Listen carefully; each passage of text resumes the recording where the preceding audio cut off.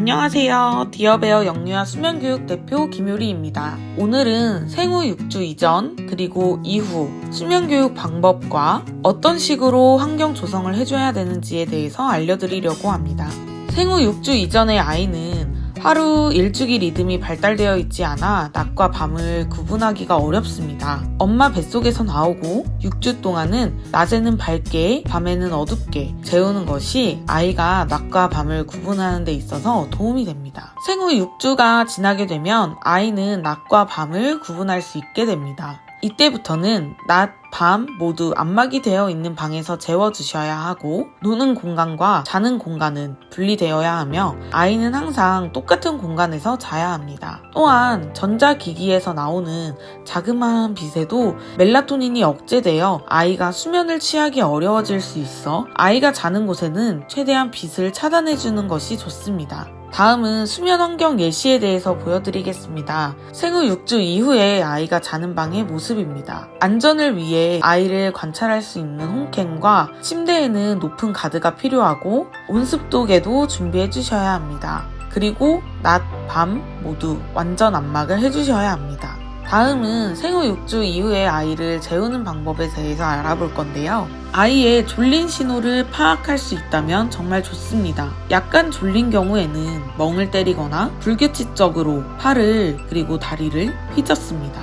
알맞게 졸린 경우에는 눈, 귀를 비비고 짜증을 내고 칭얼거리고 손, 발이 따뜻해집니다. 그리고 이제 잠들지 못해 각성이 된 경우 크게 강성 울음을 하고 짜증을 내며 허리를 휘는 행동을 보입니다. 졸린 신호를 먼저 파악을 하고 수면 의식을 해주시면 되는데요. 수면 의식의 경우는 생후 6주 이전에도 충분히 활용할 수 있는 수면교육 방법이기 때문에 수면의식은 생후 6주 이전에 시작해도 괜찮습니다. 수면의식은 목욕, 로션 바르면서 바디 마사지를 해주고 수유, 그다음에 스와드럽이나 수면조끼를 입고 자장가를 불러주고 눕혀주시면 되는데요. 지금 말씀드린 건 밤 수면 루틴, 밤 수면의식이고 낮에는 기저귀 갈기, 스와들 또는 수면조끼 입히기, 자장가, 눕히기 정도로 간단하게 진행해 주시는 게 좋습니다.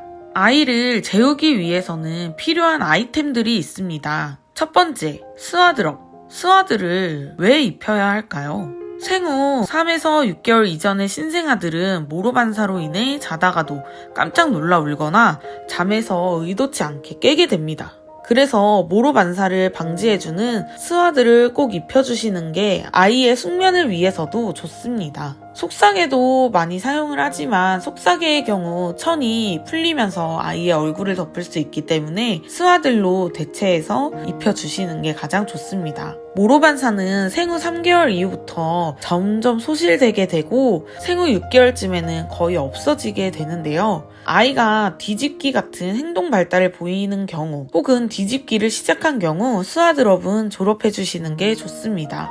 그 다음 쪽쪽이. 쪽쪽이는 신생아의 빨기 욕구를 충족시켜줄 뿐만 아니라 수면에도 도움을 줍니다. 무언가를 빨면서 안정감을 느끼는 아이들은 쪽쪽이를 물고 잠으로 인해 안정감을 느끼게 되고 더 깊게 잘 수 있게 되는 것입니다. 하지만 쪽쪽이도 남용하면 좋지 않아요. 예를 들어 새벽 수유를 끊겠다고 밤에 아이가 울 때마다 쪽쪽이를 물려 다시 재우는 경우 아이가 울지 않아도 쪽쪽이가 입에서 빠져 깰까봐 다시 넣어주는 경우에는 아이가 쪽쪽이 의존도가 높아져 쪽쪽이가 없으면 잠들지 못하거나 쪽쪽이를 물려줄 때까지 울며 잠을 안 자는 상황이 발생하게 됩니다. 그래서 쪽쪽이는 입면 시에만 사용하고 아기가 잠이 들면 빼주시는 게 가장 좋습니다. 다음으로는 백색 소음기.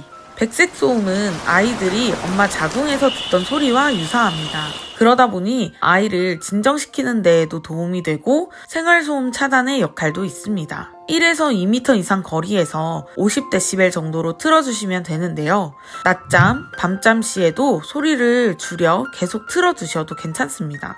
백색 소음은 유아기의 아이들에게도 도움이 되는 경우가 많으니 최대한 활용해 주시면 좋겠습니다.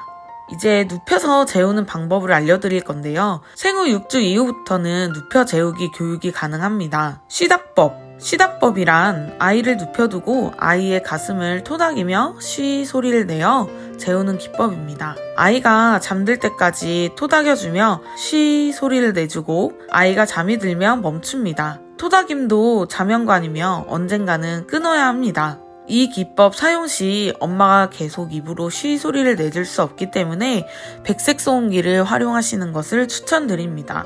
다음은 안누법. 생후 3개월 이후에 사용 가능한 기법인데요. 안누법이란 아이를 눕힌 후 아이가 울면 안아서 달래주는 기법입니다. 아이가 눈을 뜨고 있을 때 눕혀야 하고 아이가 스스로 잠들 때까지 반복해줍니다. 안누법의 변형으로 안아서 잠이 들랑 말랑 하면 내려놓는 방법을 사용하시는 분들이 계시는데, 그런 경우 이미 수면 1단계, 거의 잠들기 직전에 진입한 상태로 안아 재우는 것과 같을 수 있습니다. 하지만 첫 교육이고 아이의 울음을 참기 힘드시다면 수면 1단계에 진입한 상태로 눕히는 것부터 교육을 진행하고, 눕히는 시간을 점점 빠르게 하여 아이가 점차 등대고 누워 잘 수 있도록 해주시면 됩니다. 다음은 퍼버법인데요. 퍼버법은 생후 6개월 이후에 사용이 가능하고, 퍼버 박사가 만든 눕혀 재우기 방법으로 아이가 눕힌 후 잘자, 내일 만나자와 같은 이야기를 해준 후 양육자는 방에서 나옵니다. 아이가 울기 시작하면 3분, 5분, 15분 간격으로 들어가 말로만 달래준 뒤 다시 나옵니다.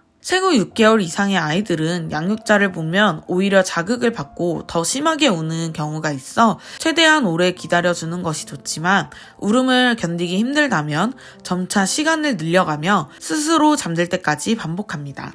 이렇게 등대고 재우기 교육을 진행을 하다가 아이가 아프다면 아이가 다 나을 때까지 수면 교육을 중단하는 것을 추천드립니다. 조금이라도 아픈 경우에도 마찬가지입니다. 아픈 아이에게 수면 교육을 진행할 수 없습니다. 이런 경우 아이의 컨디션이 완전히 회복되면 그때 다시 재교육을 진행합니다. 교육이 완료된 아이들의 경우에도 아이가 아프고 잘 때 양육자의 도움이 필요하다면 도와주어도 괜찮지만, 스스로 자는 것에 익숙하다면, 아이가 아프긴 하지만 컨디션이 괜찮다면 스스로 혼자 자게 해주셔도 됩니다. 오늘은 이렇게 생후 6주 이전, 이후 아이들의 수면 환경과 눕혀 재우는 방법을 알려드렸는데요. 도움이 되셨다면 좋아요, 구독, 알림 설정까지 부탁드릴게요. 고맙습니다.